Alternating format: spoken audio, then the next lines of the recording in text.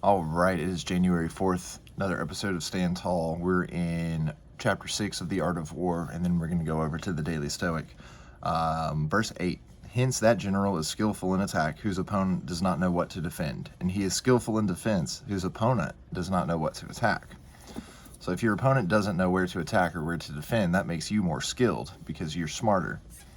All right, we did read that one yesterday, but we didn't cover it in the alternate translation because we were getting a little long with some of the reflections. So let's go over to the alternate translation and see what we can find out.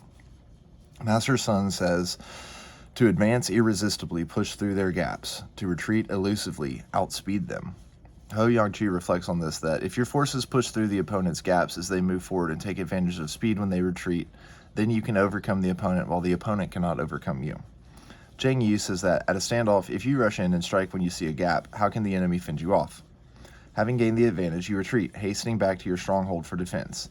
Then how can the enemy pursue you? Military conditions are based on speed. Come like the wind, go like lightning, and opponents will be unable to overcome you.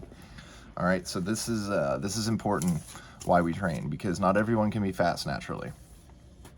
And you need to get that speed up, right? The more you do things, the quicker you can do them again. It's just the doing it the first time. And sometimes doing it the first time takes a really long time. So the speed in which you can complete tasks, assign tasks, get those tasks completed is the more levers you have. All right, let's go over to January 4th out of the Daily Stoic by Ryan Holiday and Stephen Hanselman and see how we can tie the philosophies together. The big three.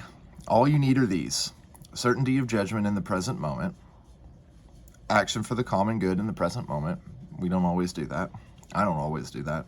And an attitude of gratitude in the present moment for anything that comes our way. That is something that I've been working on and has immensely changed my life for the better. Marcus Aurelius, Meditations 9.6. All you need are these: certainty of judgment in the present moment, action for the common good, and an attitude of gratitude for the present moment. All right. These are all very good reflections. I'm kind of just like looking for a highlight or something to mark this. This one is good. So, excuse me while I grab something. All right. So, just like Sun Tzu is saying, be able to attack the gaps. This is the gaps, right? Knowing that the present moment is the moment and being thankful for it. You know, having certainty of judgment. All of it is in the present moment. A lot of warfare is in the present moment and being able to make those decisions. Perception, action, will. Those are the three overlapping but critical disciplines of Stoicism, as well as the organization of this book and year-long journey you've just begun. There's more to the philosophy, certainly, and we could spend all day thinking about the unique beliefs of the various Stoics. This is what Heraclitus thought. Zeno is from Citium, a city of Cyprus, and he believed... But would such facts really help you day to day? What clarity does trivia provide?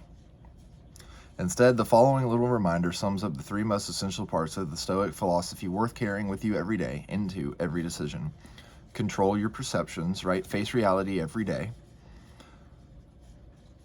Direct your actions properly. Willingly accept what's outside your control. And that's all we need to do.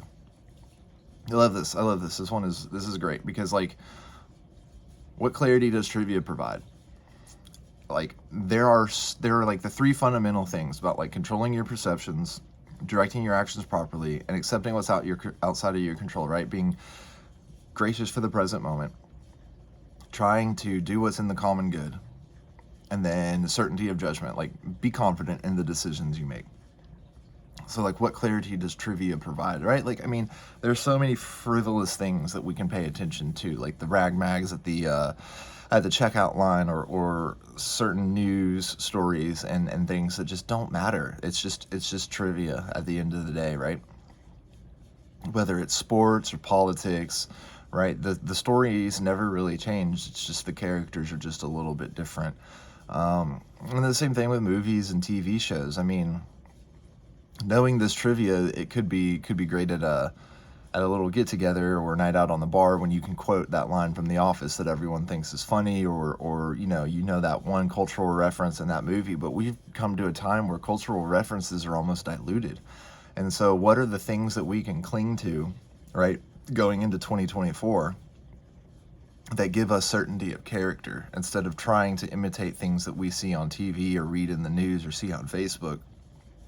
What are things that can give us clarity of judgment about ourselves?